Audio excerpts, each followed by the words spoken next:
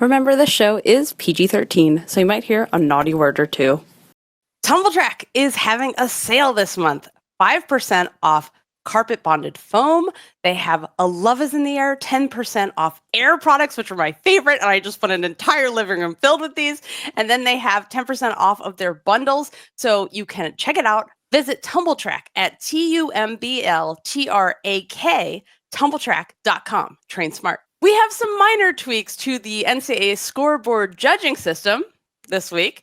The LSU head coach had some thoughts on that, and we'll discuss. We have one more 10 for the season, only 3. Jordan Childs got her second one of this season. It is February 3rd, 2025.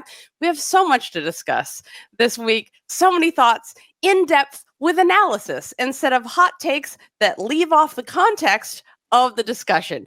So welcome to Gymcastic, the #1 gymnastics podcast in the galaxy for 12 years running. I'm Jessica, and I'm here with Spencer from the Balance Beam Situation. And let's start with the headlines, which are that Friday, an email went out from the scoreboard where assuring the judges that their names have been removed to the system that the scoreboard is using to evaluate the judges.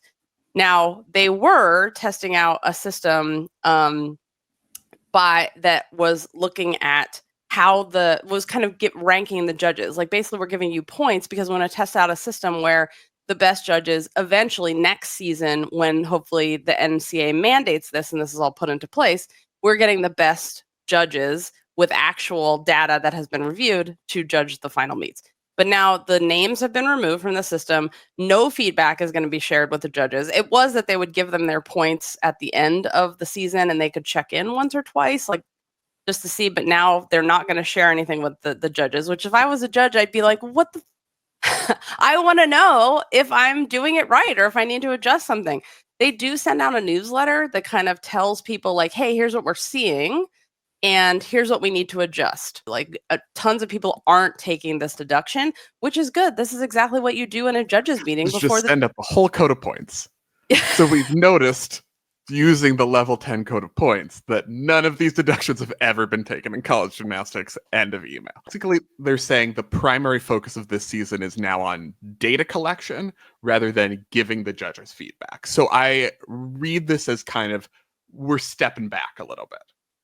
Right. We're pumping the brakes on the scoreboard a little bit and changing kind of what was the intent of what it would be doing this season as kind of the pilot program season of let's see how this works. I think they're stepping back.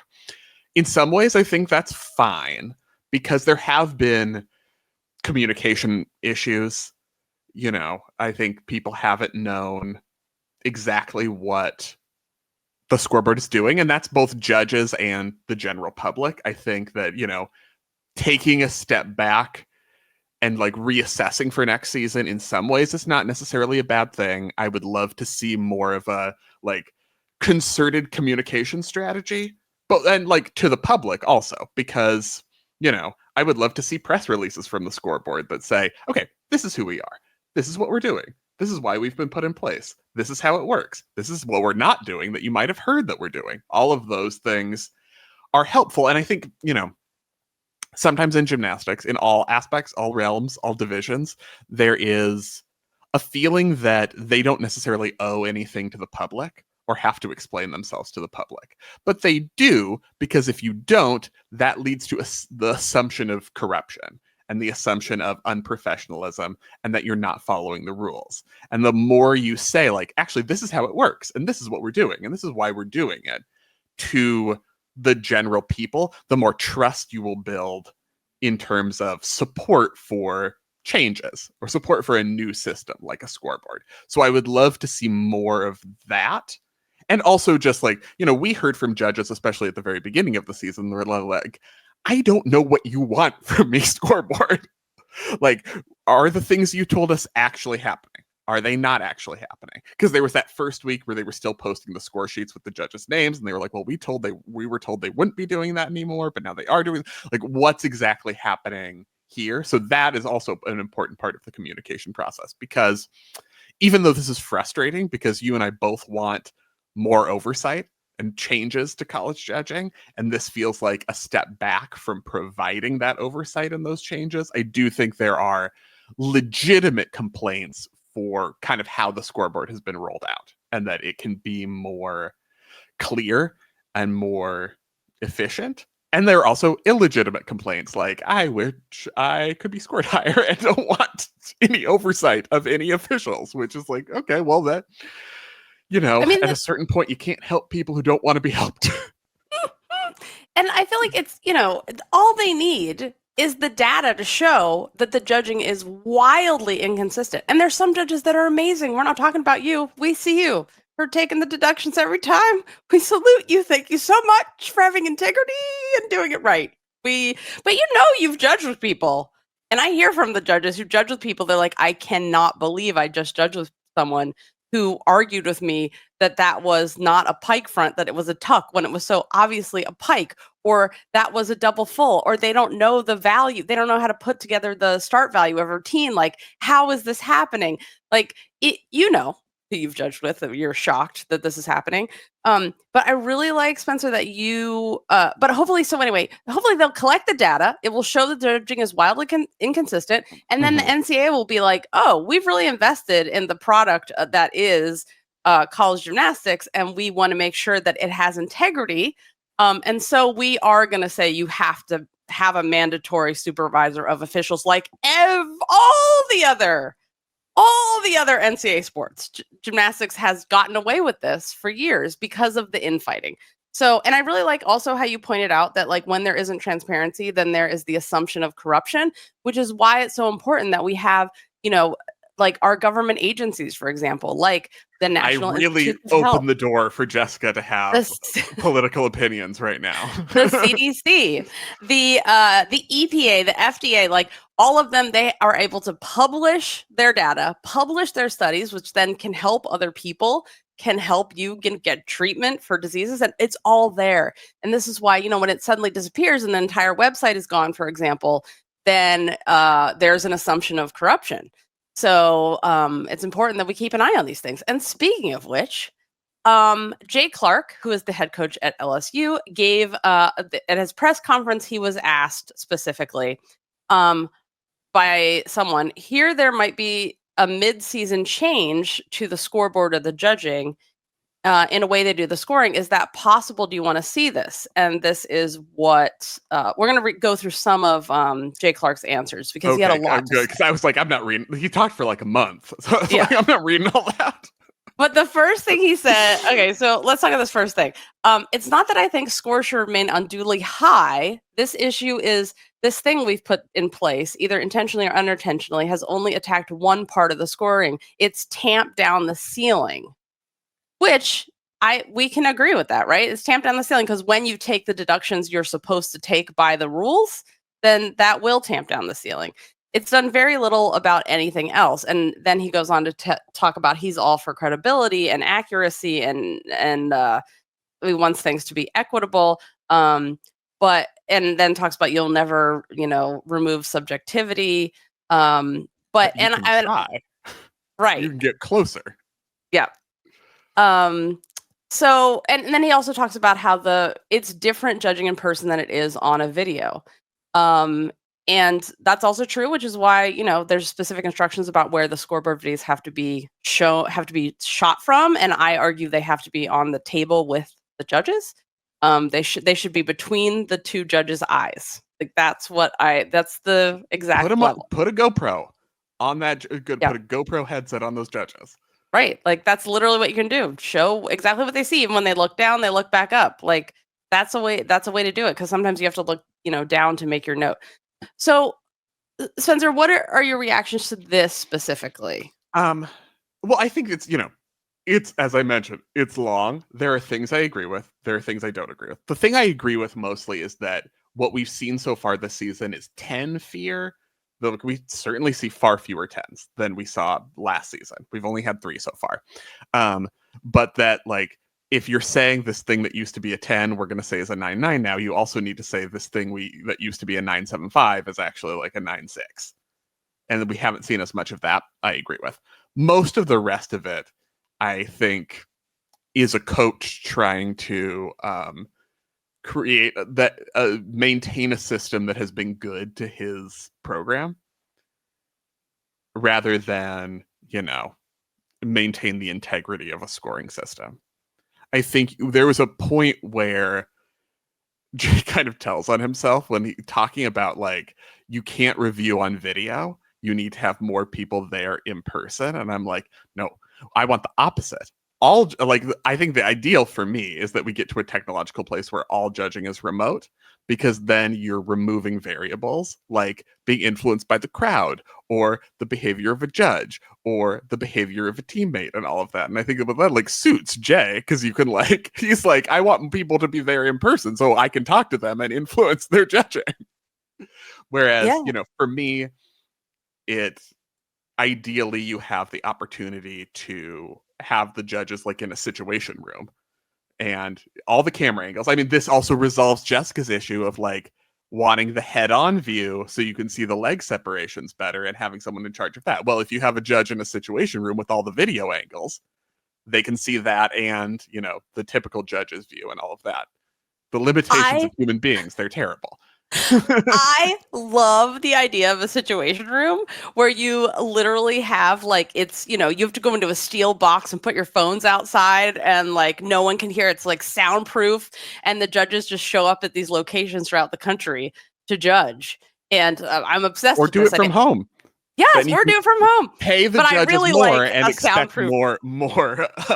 They can do more meets because they don't have to travel to it. Right. It will save, because everyone's talking about like, oh, we can't change. If we change this or we tamp that on judging, it's going to cost more money and people aren't going to like that. And the schools can't afford this and blah, blah, blah. And I just think to myself, well, yeah, this solves the problem of travel. Like, you fixed it. You just have to make sure it's like the exact, like you literally have to do a Tom Farden style or what's her name at Beam Gauge, Armine. The two coaches that are always measuring, leveling everything. Oh, you have one like meet referee who still goes to the meets, who makes sure everything is running, meet direction, make sure everything's running correctly, and can give out yellow cards, the most important thing, obviously, giving out yellow cards to coaches if they're misbehaving and all of that stuff. And make sure that, you have like one person maintaining it, and then, the judges are in a situation room. That's my ideal of where we would go rather than more in person. I think that never talk to anyone is the lesson of, the college gymnastics season so far. Never listen to anyone, never talk to them. Can you tell that I've hit my point of the college gymnastics season where I'm so sick of everyone and everything and I'm done and I'm over it? Yeah. I can understand why that is. One other thing I want to say about this is Verdius and Elevian already have systems like this that are set up for remote judging. They already have the system. They already have it made. It's totally possible. The one other thing I want to mention about this is the part where he says, I'm not questioning their, meaning the judge's credibility. I'm questioning our judgment as a coaches group for doing this thing, the scoreboard, that has just created some pendulum swing back and forth where the judges keep trying to find themselves. And this part, this is where I talked about this on our College and Cocktails this week on Saturday. And I was just like, yeah, sometimes we all suffer for the greater good. So sometimes you might, and then he also said that the rankings are fine. So I'm like, well, if the rankings are right, then the judges are doing their jobs. Other judges, other coaches will be like, the rankings are totally messed up and this is ruining everything. That's what we asked for. So I just feel like it is finally happening that whether or not you agree with it or not, the data will be collected to see the wild variation and problems in judging. And that is what's needed for someone to drop the hammer and finally fix this. So it really doesn't matter what any of the coaches say if this can be submitted to the NCAA and get the NCAA to actually do something with their $3 billion. Anywho, you guys. Basically my summary is that if you ever wonder why nothing ever changes in college gymnastics and it takes 50 million years to get done, read the whole response to the question, because that you can't ever make any progress because someone always has a problem with something or will derail without a solution.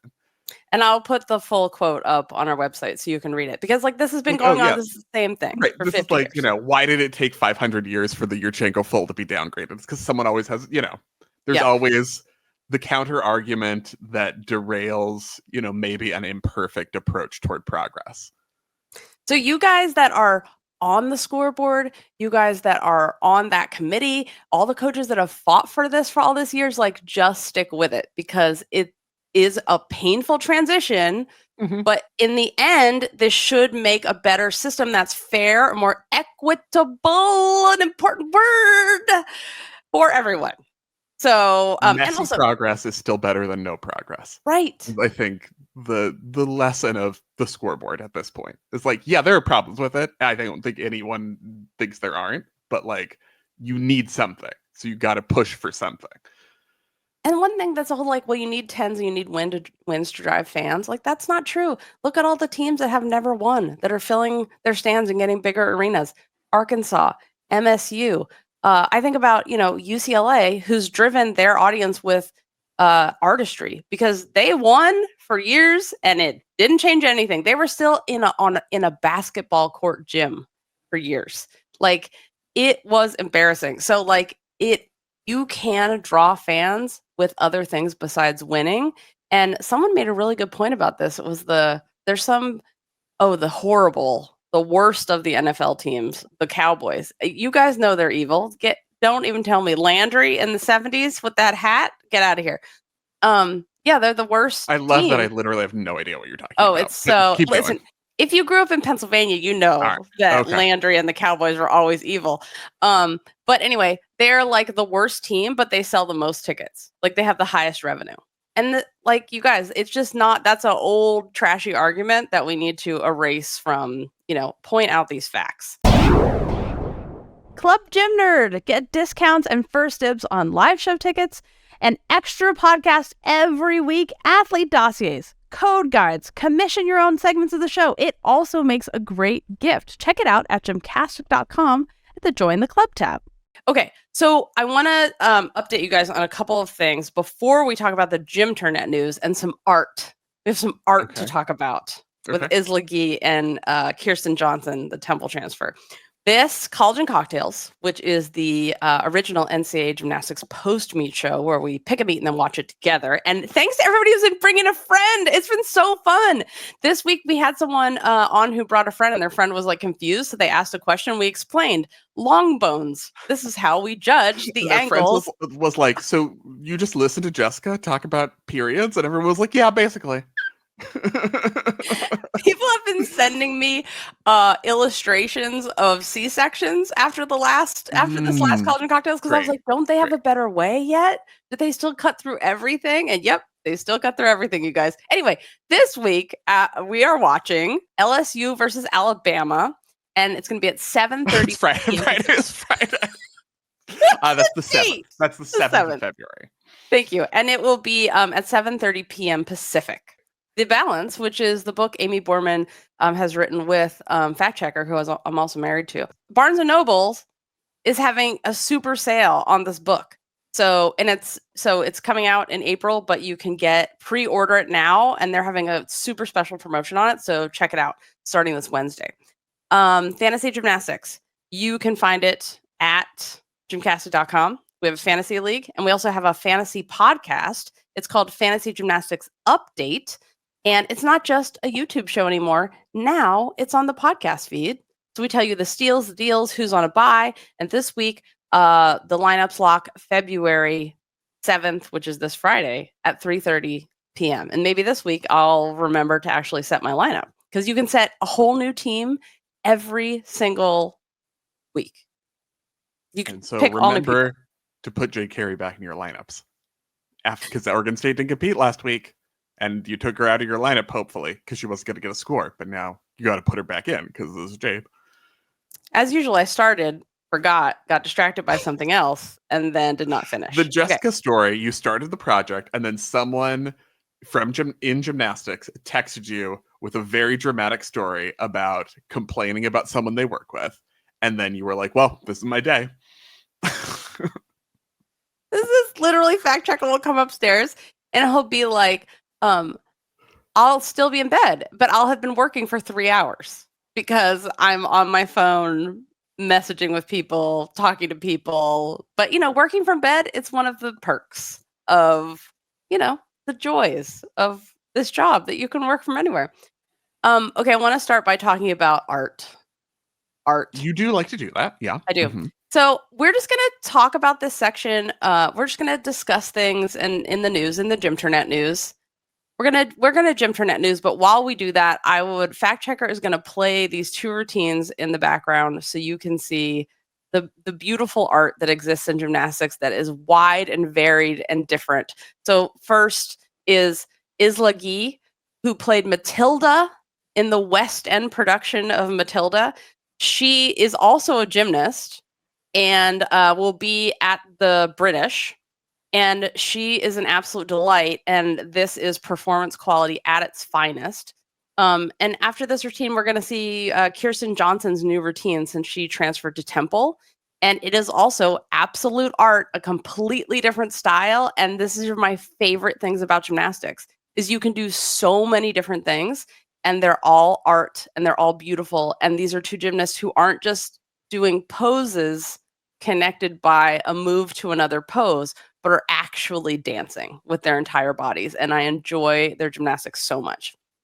So let's talk We about. need more West End qualifications in gymnastics. I know. Like, she's so spectacular. She's just bringing it. Like, I feel a character, all of it. Mm-hmm. But while we watch these in the background, if you're a visual listener, I'll put a link in the show notes to them. Want to talk about the big USA Gymnastics news, which is that Betty Okino, as in Betty Okino, 1992 Olympian, triple turn. I thought you were triple turn. Yeah, triple turn on beam. I thought you were going to say Betty Okino, as in Betty Okino, has been named. Like, thank you. Yes, yeah, has been named the developmental lead for U.S. Women's artistic program, which basically means she's the junior head coach. So, and it also means she's part of the Trident now. So she replaces Dan Baker. Yeah. Yeah. So what are your thoughts? So it's really interesting because Betty isn't a coach. So normally this has always been a position that's like someone who has produced some kind of Olympian or has produced a world champion or something like that, has always held this position until Dan Baker, who's like I think Dan Baker's maybe had 1 elite, but no one at that level. But a good level 10 I feel like coach. over the years, I feel like he's had 1 person that was an elite. Oh, yeah, okay. 1 or 2, but not a world or Olympic gymnast. I don't think that's right. Who did he? Wasn't like Natasha Kelly there? But did Natasha Kelly make a world team? 2006? I want to say. While we look this We up. got to do some research. So now we can't stop because Natasha Kelly was on the 2006. Oh crap, Natasha Kelly. There you go. Okay, so I take that back. Dan Baker did have Natasha Kelly. For some reason I thought she didn't make a world team, but she was there. Okay, so anyway. Betty is a different because she's a dancer and she was a trained dancer, has worked professionally in dance, is a choreographer, but has never really been a gymnastics coach. Except she has been at developmental camps and done stuff with national team for a long time. She's currently the dance teacher for the national team. So I kind of like that they're going a different, like in a way, this is like an old girl network thing because it's again like it's a Crowley gymnast, is someone that everybody knows has been an Olympian. But it's interesting that they're not picking a gymnastics coach in the traditional sense, and they're like opening this up to something broader in a way. Yeah, I mean, because you can say she has been coaching because she's been giving feedback at a national team camp is coaching. Giving choreography feedback, which I think has been her main responsibility. Like, okay, here are the artistry deductions, do it better. Like, basically, and you were seeing a little bit better. So I guess, like, how much teaching of skills does the developmental lead do? Or how much of it is just giving advice to the club coaches who are the ones who are, there every day? And that's like Betty has coached here and there, but she hasn't had like coached as a profession in the Right. long term to develop people. That's what I mean. This is my athlete who I am coaching and taking to camps, kind of thing. Right? Yeah. I mean, Betty, that's the massive point of the developmental camps, especially if you listen to our interview with three coaches who coached world champion gymnasts.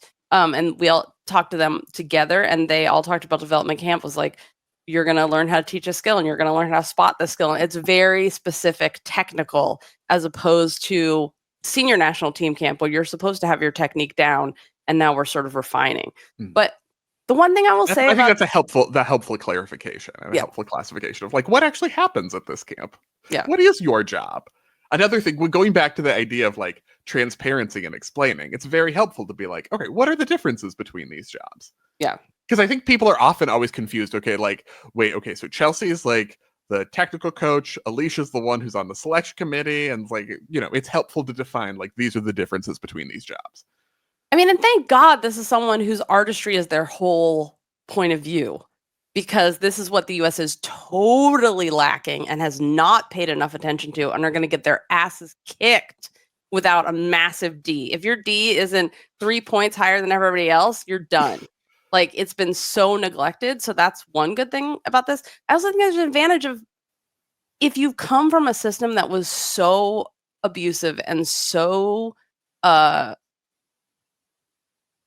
wholeheartedly a mess and not the way to do things. And even if you benefited from it and you've talked about like there's nuance, right? It's not all black and white. Like some things would be really positive in your life, some things. But I think there's something about getting to this age that Betty is got to be in her 40s or 50s now, where you're like, you see the effect. It's always good just to guess about people's ages. They love it. Everyone loves. Decades away from the elite experience. She's 49. Don't 50s Betty if she's 49. 50s, the wisdom ages. The wisdom ages. You see the effect that people warned you about, or you might have laughed about and thought, well, that's dumb. That's not how that affected me. But you see how it plays out amongst your friends, amongst your teammates, the way that the things were internalized and how it damaged people. And I think that is something that I think she has definitely, you can't miss this. And I think it's something that she has really like taken to heart. So I'm excited for that. Yeah. So we'll see.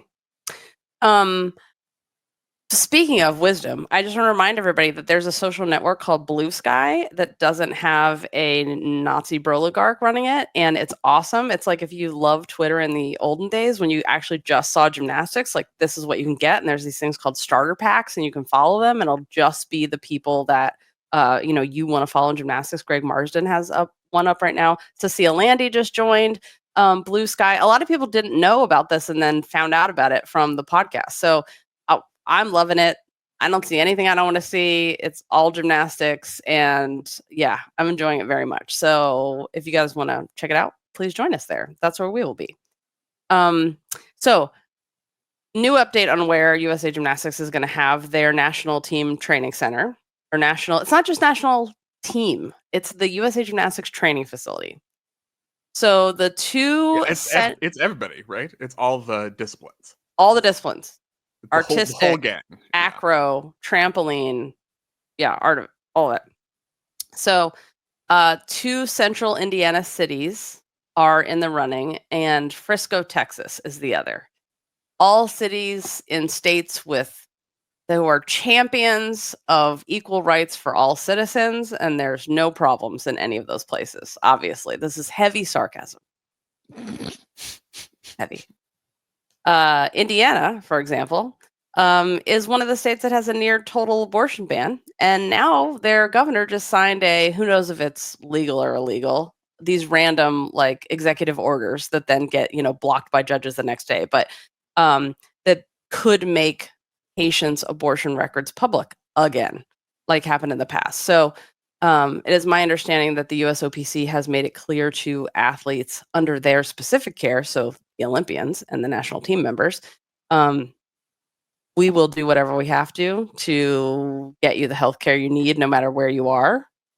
But it puts people's lives in jeopardy potentially, because who wants to call up the USOPC and be like, I'm pregnant and I didn't know I was, and and I need help, and please get me out of here, right? It should be private. That's the whole source of the law, was based on everyone's right to privacy, which is also the law that protected interracial marriage, and everything's great. So the one positive, I'm excited that they're closer to having a training center, because it's very much needed. And it won't be at altitude, because Indiana's not high and neither is Texas. There we go. They're going to put that on a shirt. They want it to be open by the 2028 Olympics. Get going then. I don't know, seriously. Some injuries to report. Spencer, can you talk about these? No, because I don't know them, but you should talk about them. Okay. Tyler, so we have many Achilles. Tyler Turner, one of our favorite elites, junior elite, now senior elite. Such a great, amazing artistic gymnast. Artistry is how you remember who Tyler Turner is. Jessica's obsessed with her glasses artistry. So she said she wasn't having any issues with her Achilles, and it just went, which is something that happens. So she has already had her repair. Trinity Brown at Clemson also had an Achilles rupture. Sam Phillips at Illinois has torn his Achilles, and this is, just a little while after he landed on his neck in a training accident and was wearing a neck brace. So he is, he is not having a great year. But Sam Phillips has bigger things that are going to happen for him in life. Gymnastics is a starting point, and I'm so excited to see it. Not that he can't come back from this, but I'm just saying, really? He's a very Jessica, impressive. You're the one who's like, these days, Achilles, 2 months back. Yeah, but it's already February. He's not going to make it back. I mean, if he's wild. In general, he'll be fine. He can do gymnastics again in his life, but I don't know if he has another year of eligibility. And it's, and he could do bars at high bar, it's called, by the way, and P bars in men's gymnastics. Like, Sam, do uneven bars, please. Just have someone catch you at the end, spot you on your dismount. But people have come back in 4 months from Achilles. It's not recommended, but it's a thing that has happened. And then we have ACL news. Sasha Fujisaka at UCLA with an ACL. And if you're not familiar with her, because she's a freshman at UCLA this year, so you wouldn't necessarily have seen her following college gymnastics. She's the one who it was like, get her in the bars lineup like immediately. Super clean, really excited about her being able to come back and contribute to that bars lineup, because when we saw her in preseason, I was like, anchor. I don't care. Put her in the anchor spot. So that's something to look forward to still. We have some follow-ups from last week. People asked us about the judging categories with brevets. How is a brevet made? Are they made? Is it from an egg or when they cross the street? You put it in a kiln. So level 1, you can only be a test to be a level 1 brevet, and that's the world or Olympic best. They sometimes have other levels at these things, but this is the top level. You can only do that if you test at an intercontinental test, and those are only once. So after this year, this is the brevets are cooked and prepared. The pizza oven has delivered them out, and no one else can go in. It's a wood fire oven. You've got to wood fire those category 1s. People can rewrite the test. It's very, rewrite. It's very British. It's to retest, but you can only make it to level 1 brevet if you've done it at the Intercontinental, and the Intercontinentals are only, they're only a certain time. They're 1 year. Yeah, that's it. Okay. Yeah. So it's once, and then they won't do it again until after the LA Olympics. Until after the next Olympics. Okay. Yeah. And then category ones are the D panel. And then category 2 judges can judge at Worlds or Olympics, but they're not guaranteed the D panel. So the D panels, you're like, these are for sure the skills that were done, and we're counting them for credit, which is very important in winning medals, which we saw at this last Olympics with the Paris bronze medal debacle. We'll link to that full guide if you haven't listened to it yet. We have one. We have several. Yeah. There is a regular brevet test. It's not the intercontinental. They have them, on the continents. But this last intercontinental one was the last time to rank yourself category 1. So that's it. The US cannot get any more. Mexico can't get any more. Canada can't get any more. France can't get any more. Japan can't get any more. That's it. By US can't get any more, I mean US can't get any because they don't have a category 1. Right. They have none at all. That's it. We have Christy Phillips is the highest ranked US brevet judge, and there are no category 1s, which hasn't happened in a long time. But to clarify, so like Christy Phillips as a category 2 can still continue to judge at Worlds. Yeah, that was and one Olympics. Of the questions. But can't be on the D panel. Guaranteed a D panel position. Yeah. So I can see them sending her to everything so that she gets as much information she can about, how things are being judged, what's being given credit, all of that stuff. So next up, NCAA this week. And let's start with, usually we start with the rankings. But Jessica's over the rankings, you guys. She's post rankings. She's done with it. There's no more numbers.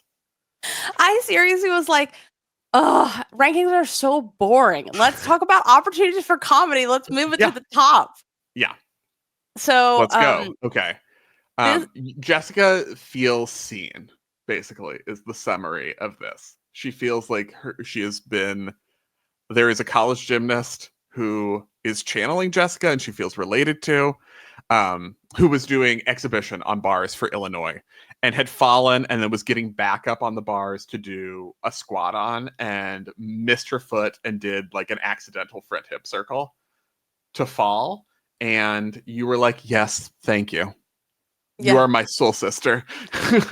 That's basically what happened. And the one, you guys, where you miss your feet and you just scrape your shins down the bar and you're just no skin from your ankles to your knees on your shin bone? Yeah, one of those. It was one of those. But the front hip circle was so artistic. Like, she still kept her legs together and toes pointed. And also, you guys, just remember back when you very first learned squat on and how scary it was to do a squat on because you're leaning so far over the bar. And then all of the times that you've seen hilarious accidents with a squat on, let me just tell you, this has happened a million times in a million gyms all over the world and at least she caught the bar and was able to circle around it. Cause you know how many are like, you think you're already there and jumping to the high bar. So you just splat on your face with your legs over your head. And so, thank you so much for showing everyone how hard gymnastics really is. Illustration that gymnastics is a comedy and not a drama. Yes. You're our hero this week, exhibitioner. Thank you.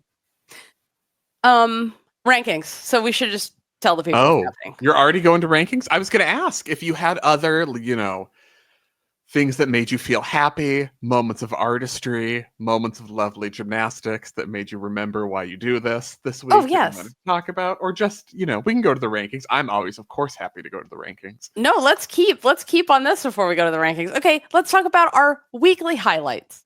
Okay. So, number 1, MSU's vault rotation. We talked about it so much in College and Cocktails because this was the MSU UCLA meet. MSU is a national champion contender for me.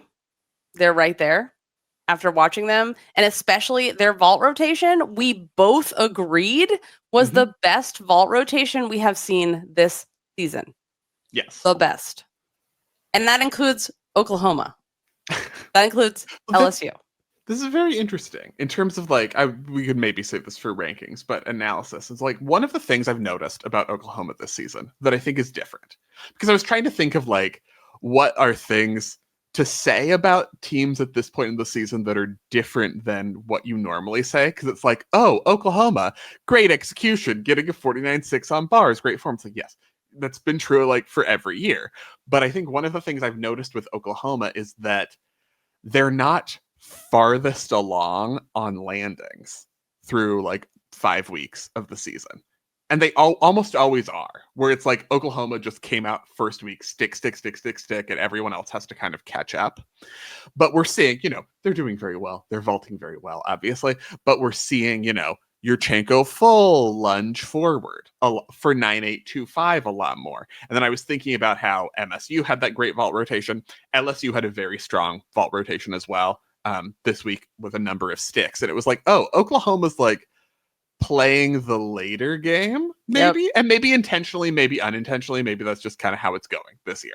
They've said this is intentional. Don't worry about it yet. Just get your vault in the air right. So it's interesting because that's not like the reputation for Oklahoma is very like, come out of the gates. We are the best team in the first. We're going to show you that we're the best team from the very first week, and we're going to stick a bunch of landings. So maybe, as a concern for the other teams, because Oklahoma's still in first and is ahead by multiple tenths in average. And they're like, we're not starting as fast as we usually do.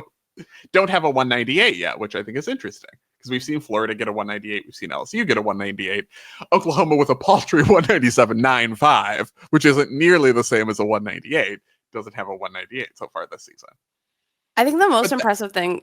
Go ahead. Oh, I was going to go on, so you can go first. Okay.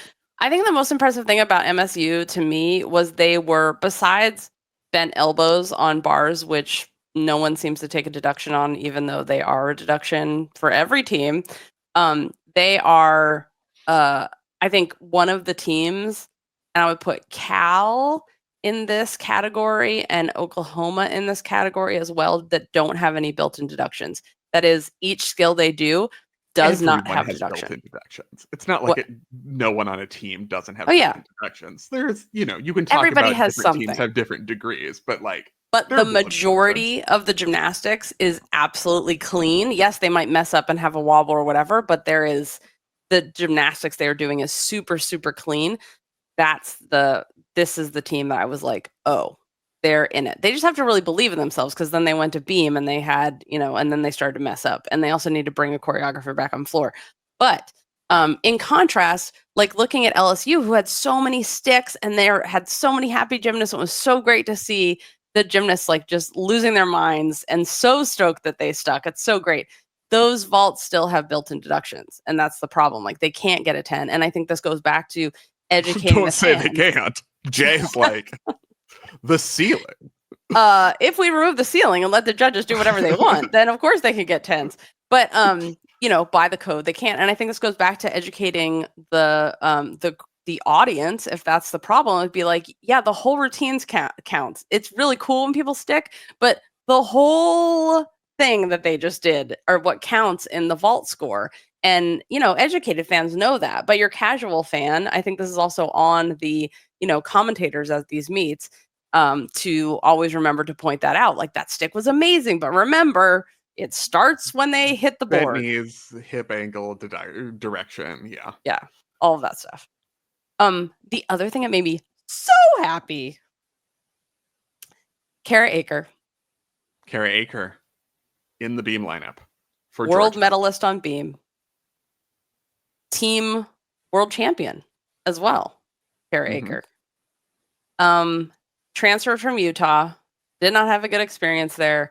And now is at Georgia and finally back in the lineup, and it's beautiful Kara Eaker gymnastics once again. Like, yeah, it was like on the beam, pristine. Yep. She's just a dismount away from it, like working out that dismount away from a 10. Yeah. Her dismount, she kind of like slung it out, like, I'm not getting my parabola. Which has kind of always been her gainer fault, but it was like, we're gonna, give it a minute. But look at how great I am on the beam. She's lost nothing. It's My just world beautiful. where I don't have to do switch rings in my elite routine that don't get credit and then I get a 0. My college routine where all of those problems have been solved and I can do just beautiful gymnastics is great. I would also say highlights of the week would be Abby Scanlon anchoring beam for Cal after Yeah. after 115 seasons of being injured and out, and she exhibitioned last week, but this was her first competitive routine for Cal and was super right on, extremely secure, and got a 995. And then Liz Crandall actually jumped out of her own skin when she stuck her dismount. That was also, put it on the gift list.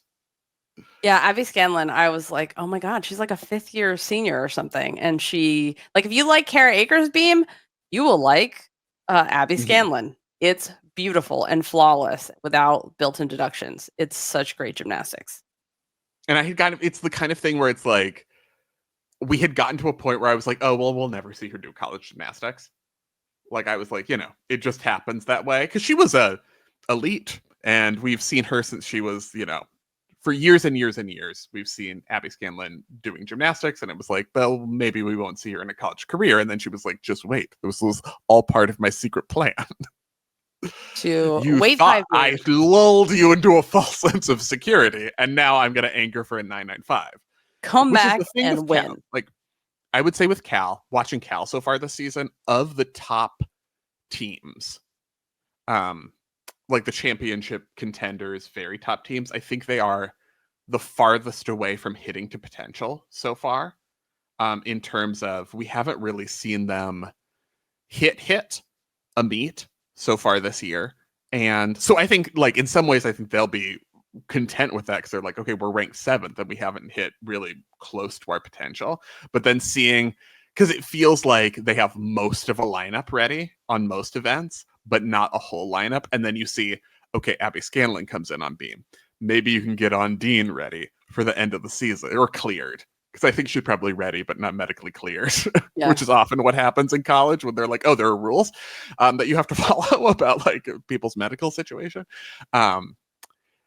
And so I think then you're like, okay, put those in there. And you start to have like a championship level beam lineup that they're working toward. So I think that's kind of, it's one of the things I've been thinking about is like, which teams are doing well but closest to having hit to their potential versus which teams have so much more room to grow. Because I think like Oklahoma has room to grow in terms of like, oh, we haven't started sticking landings yet. LSU, I think, has less room to grow in terms of the people who are currently in lineups. Like, they're hitting to their potential to the most part, but they have like, Haley Bryan isn't doing all the events. That's an upgrade to lineups if you can get her doing all the events. I mean, we've talked about like Kalia Lincoln, who we haven't, I guess we don't really have a great sense of her college routines, but if you go on talent, if you go on potential, that's an upgrade to other lineups because it's Kalia Lincoln. So that's where LSU still has the more room to grow rather than like refining the routines that are already in lineups. It's more adding routines to lineups. You look at Michigan State, and I think it's going to be interesting to watch whether Michigan State, currently ranked 5th, I think is closer to like, this is your potential as a team. Like that vault lineup, that's an end of the season. Like if you vaulted that way at nationals, you'd be like, we hit to our absolute highest potential.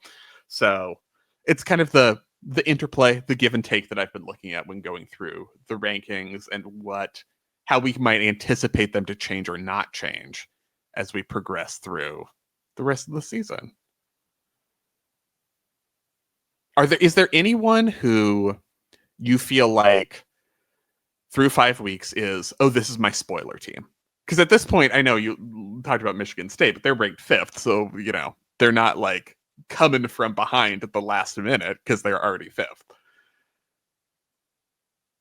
They're kind of my spoiler team, though, because they have not been. You always pick Michigan State, and you don't get to pick them anymore because they're ranked. They're ranked in as a legitimate contender rather than like a come from behind contender. They're getting the scores. But I feel like if you haven't won before, you're an underdog, period. Well, sure. Yes. I think they're an underdog. But I think like who's going to break, like who's going to run through the current top 8 and just like knock a bunch of bowling pins over and be like, I'm here now. So not Missouri. I can't pick Missouri then? Well, Missouri's 9th. I guess you can pick Missouri. I guess I'll allow it. Missouri. Missouri's my other one. All right. There's just something about Missouri that like they don't care. They're gonna have fun with their gymnastics, and like the team culture just seems so at the competitions. It just seems so fun that I feel like those teams that can keep it that way. Whereas sometimes I think of like Oklahoma, and sometimes I feel like their intensity benefits them, but sometimes their intensity hurts them, like it did last year. Once. That one time they counted a fall in a significant meet. Yeah. But Missouri just have like, they just seem so confident and they have a lot of fun. Arkansas at 15th has already knocked LSU off once, but that was a home meet. That was interesting to watch this week. Was interesting. I felt like Arkansas had like they went opposite directions. Arkansas and LSU. Like LSU was like never again. Yeah. Well, that happened and really nailed it this week. And then Arkansas kind of had a letdown after that, like the big energy high of beating LSU. Then it kind of because Arkansas is ranked like now the rankings. Arkansas fell behind Alabama, so like Arkansas wouldn't make the SEC championship if the season ends today. But that's still such a close race. And so, you know, I have my issues with, as we've expressed, not having one of the teams at the SEC championship because the rankings are based on your scores and having opportunities to compete at, you know, certain number of meets. But it does add a fun nuance to follow through the rankings and through the season to be like, which team is not going to make it. And on that note, like Georgia, I'm like, I see it. I see the potential in these lineups this year in a way I feel like I haven't in a while. Mm-hmm. And last year like, they're not all the way there yet, but like there's something different about Georgia's potential this year.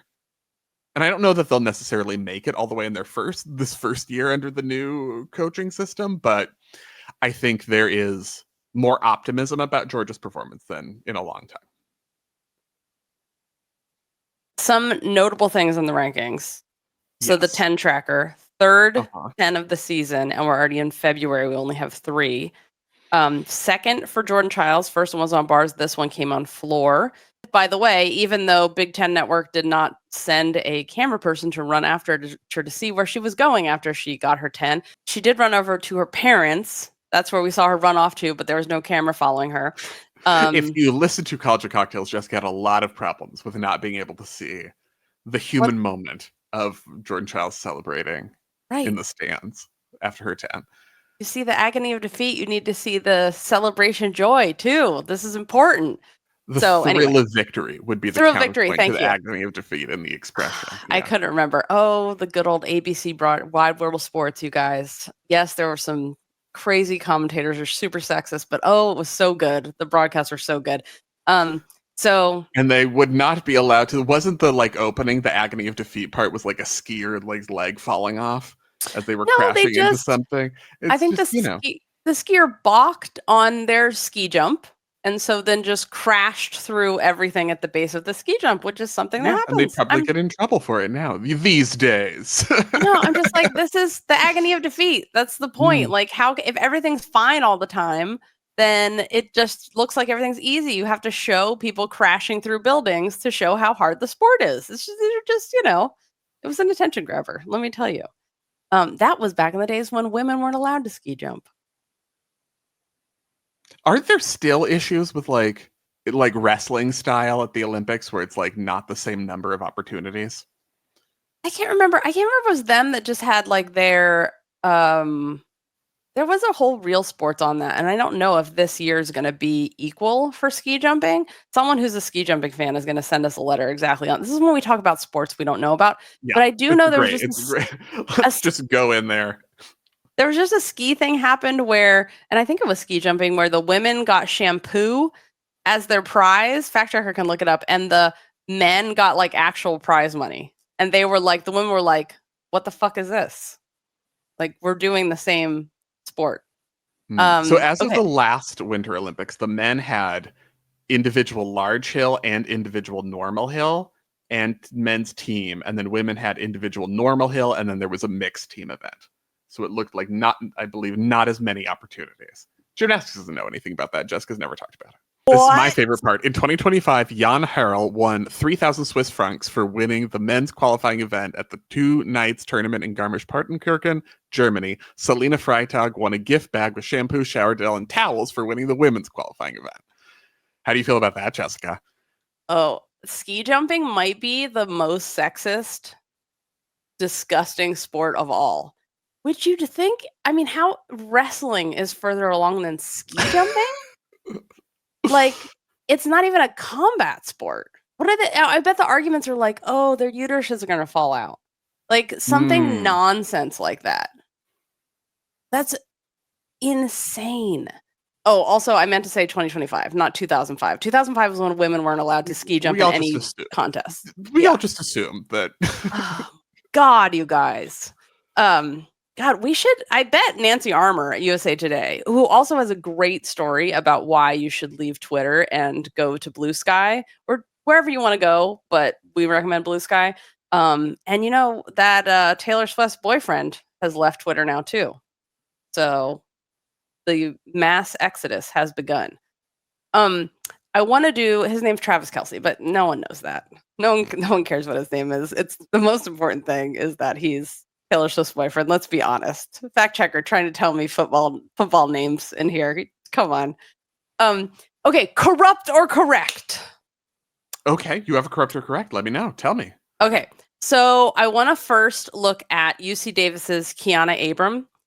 Her layout to 2 foot, and also UC Davis. This is their Sylvia P. Leo that looks like they have actual feathers, like wings on their Leos. I love this Leo so much. It's like they have folded bird wings on their Leos. Anyway, look at her 2 foot layout because I want to talk about 2 foot layout getting credit or getting deducted for the layout position. That is such a legit. Let's watch it one more time. And I'll put these links in the show notes, of course, for you. It's such a legit layout. There is a pike down. It's not perfect, but it's like a 20, 30 degree angle at max, and it's right at the very end. Like that's an actual E passes through vertical with her hips extended, layout to 2 foot on beam. This is what we want to see. This is how you get credit. Let's look at another example. This is Gladio. You know I'm obsessed with at Alabama, but I just want to give an example of another this. One who does is it a lay pike kind of acro series? Yeah. So as we watch this, remind people how this gets credit or not. Well, there are different skills that you can credit in college gymnastics that are and it's different from elite because elite will have did you do a layout or not? College gymnastics has a layout, which is an E skill, a lay pike, which is a D skill, which is passes through vertical in the layout position and then pikes down, and then you have a back pike, which is a C skill. So with Gladio, I've always felt like that's a lay pike. That you're like, it's not a back pike. You're more laid out, but it's like kind of lay to pike rather than a back pike. But you can also argue for back pike, I think, because there is a pike throughout. Yeah. And I think you could argue that, and we talked about this with Shea Campbell, where there's an argument to say this is a series with a back pike. Yep. And so which makes a big difference for bonus and whether you're getting up to a 10-0 start value.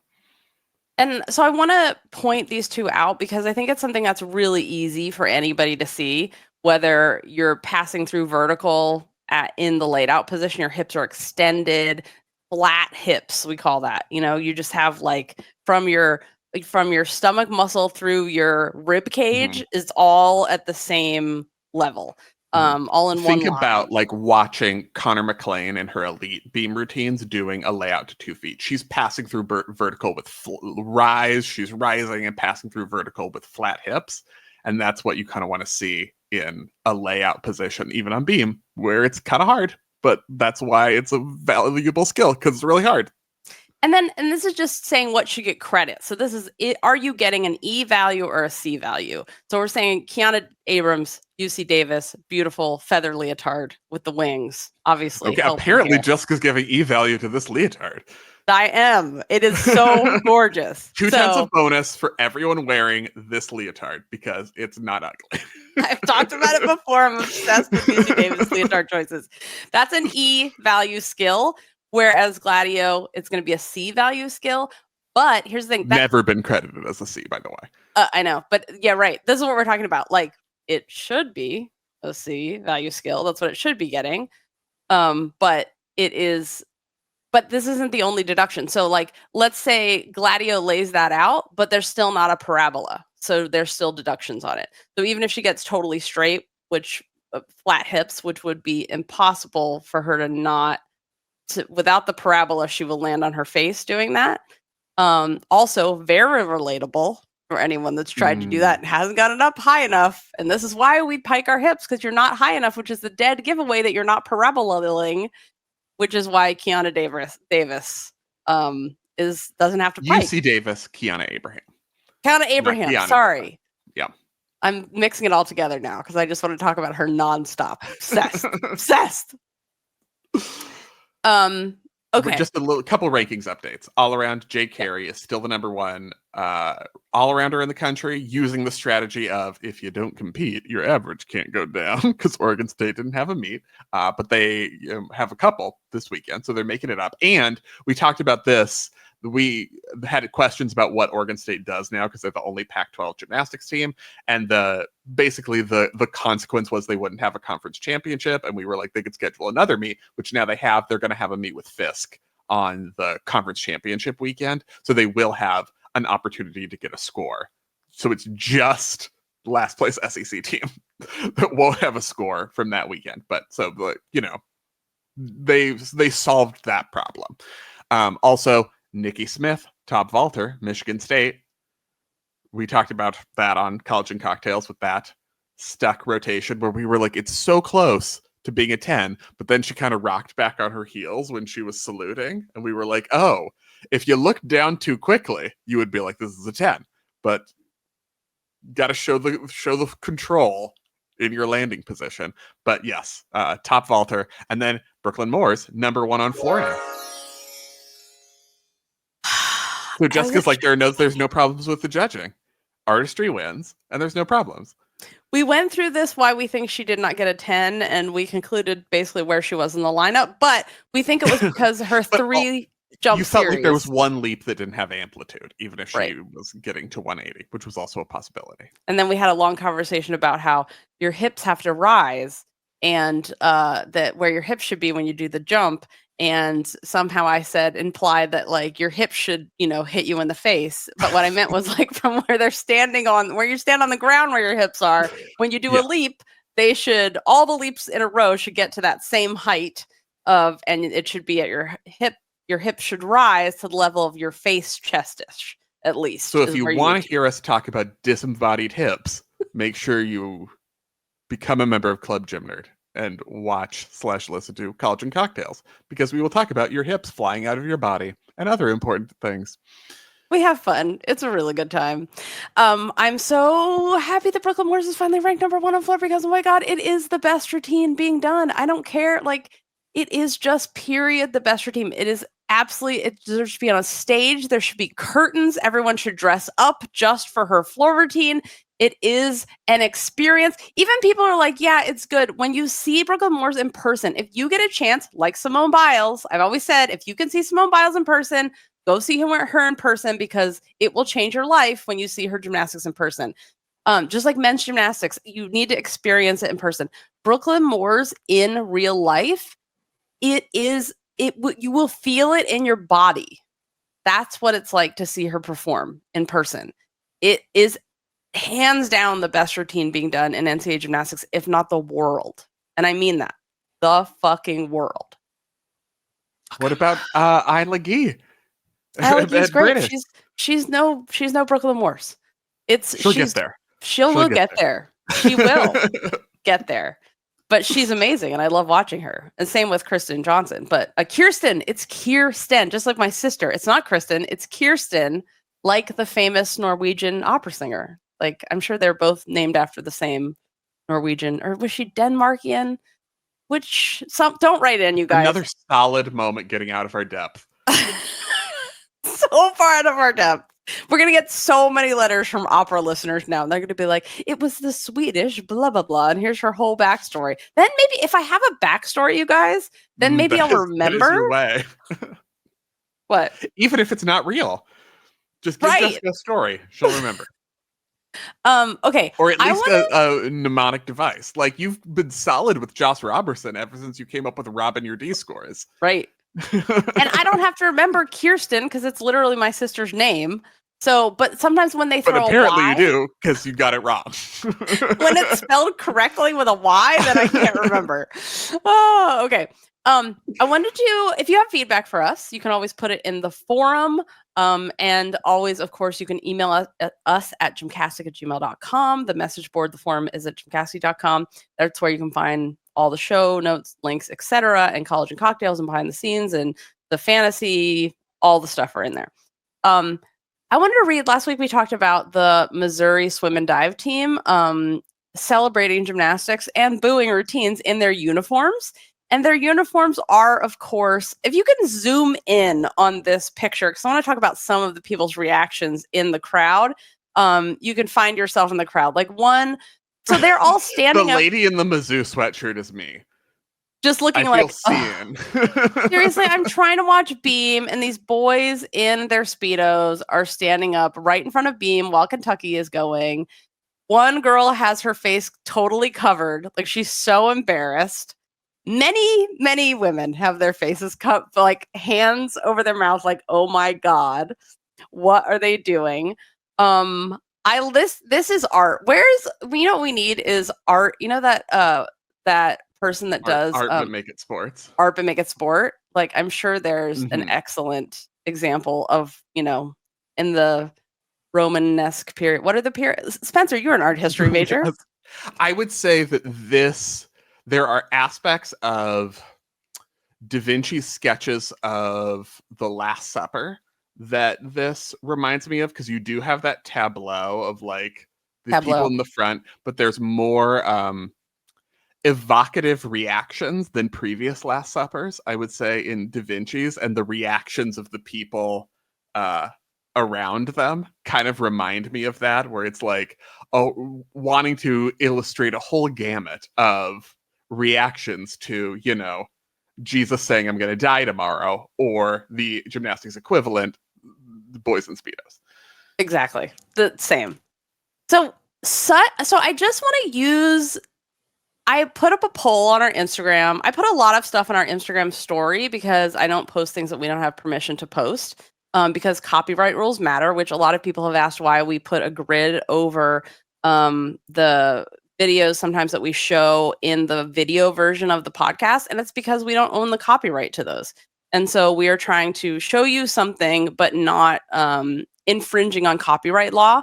And it's super important because people get away with things for a really long time, just ripping other people's content until they don't. And then they get a massive fine of above $10,000, $20,000 for taking other people's content. So we try to be really respectful.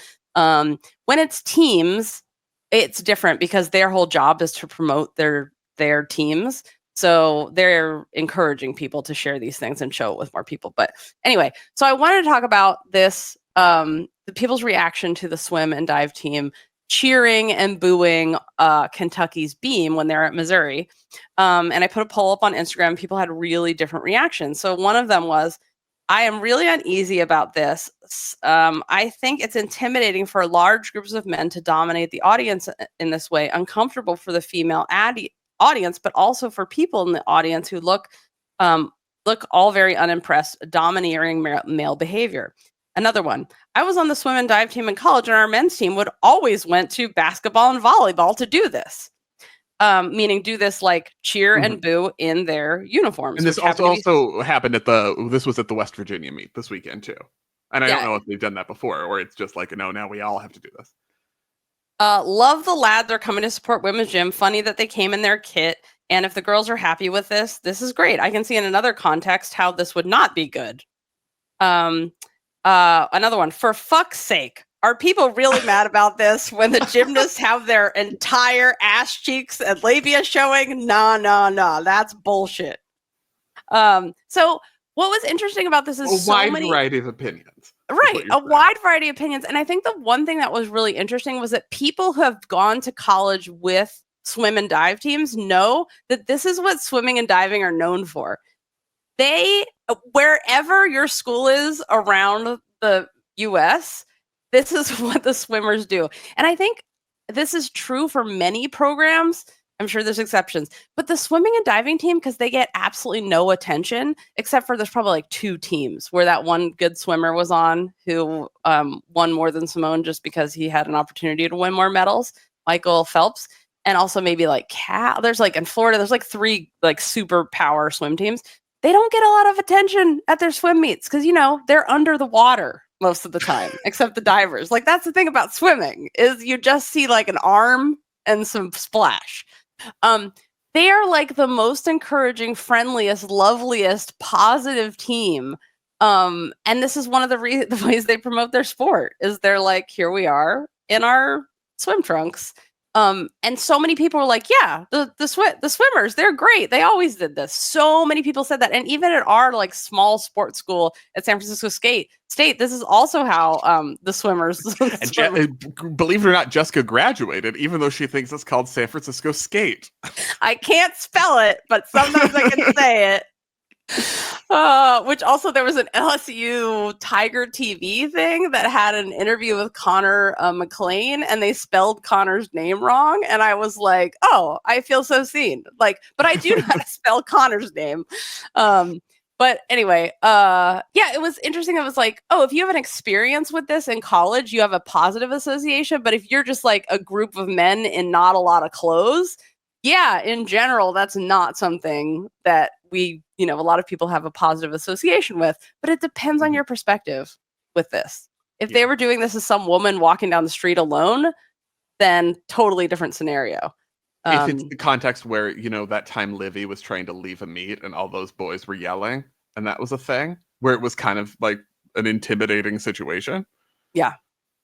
Whereas, it's the swimmers and the divers. So, and it depends on behavior. It depends on what they're saying, right? What they're doing. That is a huge difference. Yeah, and some people are like, "You don't boo gymnastics," which is what I feel like it's rude, because you should enjoy the gymnastics. But it's sports. This is what happens. This is their whole job is. If also, you're not booing the judges, are you even at a college gymnastics meet? And then the judges need to embrace being a villain more. Yes, that's what you've signed up for. You've signed up to be the pantomime villain of the competition. So live up to it. Oh my God! It would be awesome if one of the judges brought one of those like evil mustaches on a stick, and when they got booed, they just like held it up for a second and then put it down really quick. Somebody do that! Like twirl your mustache like you're an evil villain. Just for a second. It's not so anyone can get a picture or get it on video, but just at the crowd, like, like play into it a little. Play the villain. I love your idea that you can do things that aren't on video anymore. Someone's getting that. People were upset that Mike Rowe, that someone quoted him as saying, calling his gymnast honey, like, honey, you got this, da-da-da. And me and Spencer had the same reaction to people being upset about this because we were like, but he's a gay man. He's married. It's not a secret. Like, he's married to a man. Like, that's different. If a straight called me honey, I would not be okay with it. Right? But when it's a gay man, I feel totally different. It's like it's almost like we get each other. We have things in common. Is that how you would I don't know how to describe it. It's like there is a kindredness between. Sure. Yeah. Yeah. Women and gay men. There has been for many entire history of time. There's almost like there was a whole time of lavender marriages, and people being allies to help each other out in many ways. So yeah, I mean, there's coaches who call their grown women on their team girls and kids. Like, I find that way more offensive, especially coming from a straight, than a gay man saying honey. That's just how I feel about it. Yeah. I support micro saying honey. Yeah. If Spencer ever called me honey, I would slap him in the face. Well, that would be weird. That would right. be creepy because that's the sign. Like, how do you know I've been possessed by a cyborg kind of thing? Like, Right. if the cyborg tried to call you honey, you'd be like, nope, this is wrong. Spencer's a spreadsheet gay, not a honey gay. This is the difference. Let's be clear. I did accidentally one time call Spencer the nickname that I call fact checker, and Spencer and I were both so horrified that now I'm embarrassed and I can't even look at you just mentioning it again. Yeah, anyway. So let's move on. I don't want to talk about it again. Okay. Yeah, but everyone can feel the way they want. And the important thing is, like, if someone doesn't feel safe with that or they don't feel okay, that they can tell their coach, like, I don't like it when you call me that. Can you call me something else? Like, that's the most important thing about that, that kind of relationship. Which is why I've horrifiedly apologized over and over to Spencer when I accidentally called him. I've also called my cat that. So it's just one of those things, like when my mom mixes up me and my sister's name. Okay. Oklahoma culture. We have a question. Okay. Lizzie says, I've had the flu the past 2 weeks and have been unable to do anything other than watch gymnastics meets on YouTube and listen to your podcast, which made it slightly less sucky. I love College and Cocktails, although living in London, struggled to join live. All of this watching and listening have got me thinking, what is the Oklahoma culture? Is it literally just that they like to win? I've noticed that they basically have the least diversity compared to all the other big problems. They all look identical, something that never gets mentioned by anyone, and seem kind of boring, or maybe I'm just bored of them always being number one. Given that the university is in buttfuck nowhere, as far as I can tell, is the recruitment process basically, if you're white and want to win, come here. I get that KJ is amazing, blah, blah, blah, but I don't get the sense it's a particularly fun place to go. Like, if you make a mistake, do you get taken behind the woodshed and shot?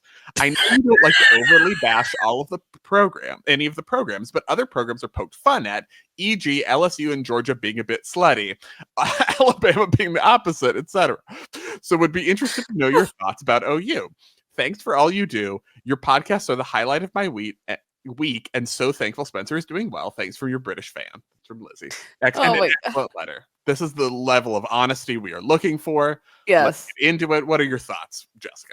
Yeah, I mean, I understand this. Like, I'm from Pennsylvania, which is either like, it's the Quakers who were original running the Underground Railroad at the top to where that was the train station that you got off and the Quakers protected people, or it's,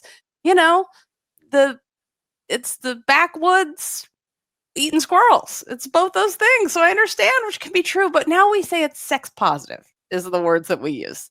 Sex positive schools.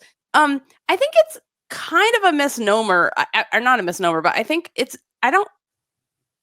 Oklahoma is not as white as I think you think it is, but I would say I think in recent years we've seen a progress and development in that, but I think there were certainly years where it was like, all white girls this is exactly the same. Yeah. And so I think that I don't know that there was been attention made to fix that or resolve it. I don't know. I haven't heard KJ ever say that specifically.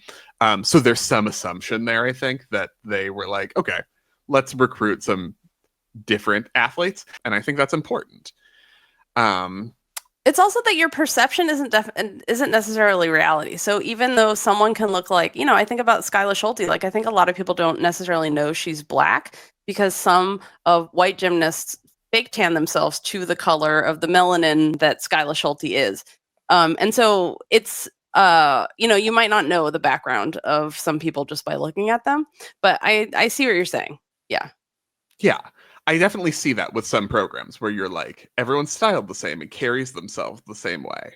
And it's oftentimes like, that's what we've like grown up loving to watch about, like, it's kind of the Soviet gymnastic style. And you're like, this is artistry. This is lovely. And you remind yourself there are different types of artistry, but okay, let's really get into it though, because the culture, what is the Oklahoma culture?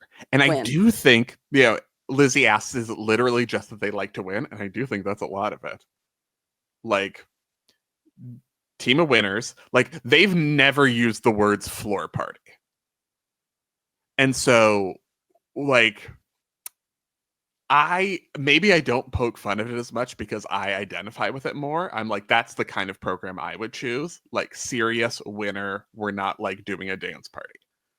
But although it is a dance party because their floors are, you know, always among the more interesting ones, but it's kind of from a different perspective.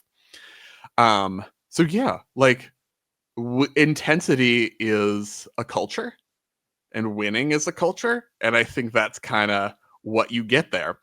I don't think they're actually like, if you make a mistake, you get taken behind the shed and shot, but that's what they project. Like, I don't think KJ's actually like that, but like when she gives an interview, that's what you get. That's what's projected, is like a level of aggressiveness and intensity and like Jordan Bauer's floor performance that carries that through. I think that's what, like, definitely what you get. And I think that's part of the gymnasts who come to Oklahoma know that that's what it is. And like, don't go to Oklahoma if you want to be like, la la la, I don't really care if we win. I just want to have fun as a college gymnast. You probably wouldn't come to Oklahoma because that's not the culture of the team. And don't get me wrong, Oklahoma's no Missouri, okay? But they are. But what does that mean? Oklahoma's no Missouri. Oklahoma. I mean, Missouri is like a 90% black team. You know, there's like the HBCU team that isn't in an HBCU. Oklahoma, I think, is probably the closest college program for gymnastics that's like what you get at an Olympic training center, or if you were like a track athlete at Oregon, the Green Oregon, the Duck, where it's what would I say? It is and I'm exaggerating, 90% black. It's not. It's just like, you know, a prominent. And I think it's like, if you go to Oklahoma, you're going to get like a dietitian that's like taking care of all your nutrition needs. You're going to get you get a massage after every practice. You get like everything so you can be the absolutely best physically trained, nurtured athlete you possibly can to be your best. And there's some places where you're like, yeah, I want to do gymnastics where it's easy for me, but I want to like enjoy school. And not that they don't enjoy school at Oklahoma, because there's many stories of them all enjoying school together. The women's and men's team both practice in the same place. And that's created interesting situations there. But I think it's like, you go there to win. And so you're going to use all the things that it's not going to be like, but I just want to, you know, can I just come do one event and like have fun and just like, no, it's a school where. And that's the story that KJ told when she took over, was that Nuno had told Holly Weiss, like, you can just do beam. And that's fine. Just come here and do beam and whatever. And you can do beam. And KJ was like, you're not just doing beam. And it was like, that's, I think, an example, a story she's told of like changing the culture and the Oklahoma culture, which is like, if you can do more than that, we expect you to do more than that. You're Holly Weiss. Holly Weiss, bars world champion. Mm-hmm. Yeah. And I think like that's the thing. Like, if there are places where that works, like that's what people want. Like, I'm coming to this school not for the education necessarily, not for where it is necessarily. Like, I want to be a national champion. The rest of it is fine, but that's my goal. And for a lot of people, like, that's why they choose Oklahoma, because they know that it's going to happen if they go there. And for other people, they have different goals. They're like, education is the most important thing. Them actually having the major that I want is the most important thing. Mm-hmm. And other people I want. If you saw our live show with Elizabeth Price, she was like, yeah, I didn't pick Stanford because I wanted to win a national championship. I picked Stanford because it's Stanford and I wanted to go to Stanford. And then she went on to Harvard to graduate and do a joint program with MIT and Harvard. Smart or something?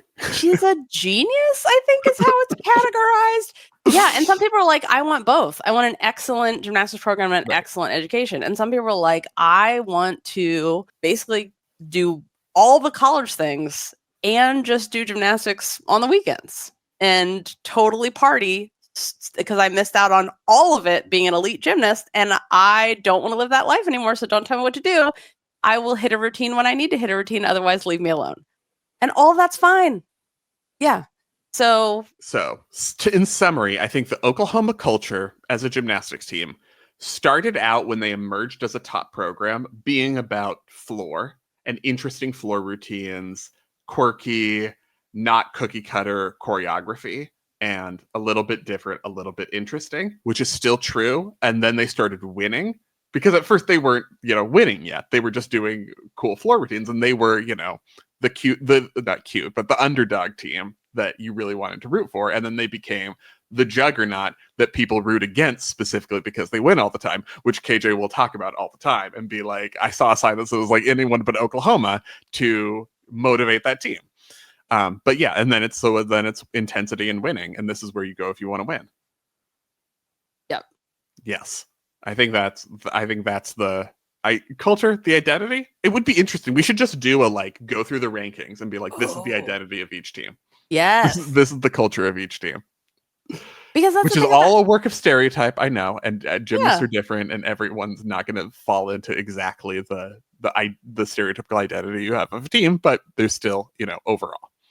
Which is so, I think about that a lot because I think about LSU and I'm like, oh yeah, they're not actually in New Orleans. They're not a New Orleans team, but I think the culture of New Orleans is what people associate with that brand of like team and gymnastics. And I think that's fitting, which is so ironic because there's very many like very religious, like, not partiers on the team too. But yeah, let's make up nicknames for a team. This is my specialty. Let me just tell you, when I create a nickname for you, you might have done a lifetime of work and be in the gym all the time, but it really does help. Would Reese McClanagan be a world and Olympic champion if I hadn't called him the prodigy from the time he was, baby senior? He would. That's right. But it's very fun. That had no influence. Descriptive nicknames for the teams. Yeah. We need some of these. Okay, so this is the assignment, the listener assignment as we do this. Like, okay, Florida. What is your impression of Florida's culture, and has it changed in the Jenny Rowland era versus what your impression of Florida's culture and team identity was before that? Same with Utah. Do you feel like Carly Dockendorf has changed your impressions of what the Utah team identity is, and is it different than what it was before? I think these are interesting. That's what Jessica feels, and I think these are interesting discussions to have.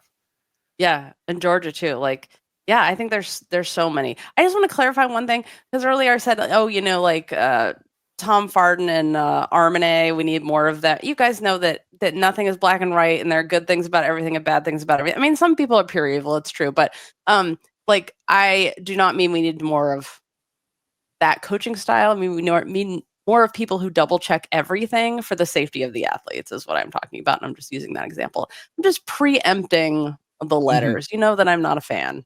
You know that we've covered the 50 plus safe sport complaints against Al Fong, a Gage, all of that stuff. The other thing I want to mention is, we're taking a different approach to the politics of addressing the state of the world right now, and trying to just talk about it as it relates to gymnastics.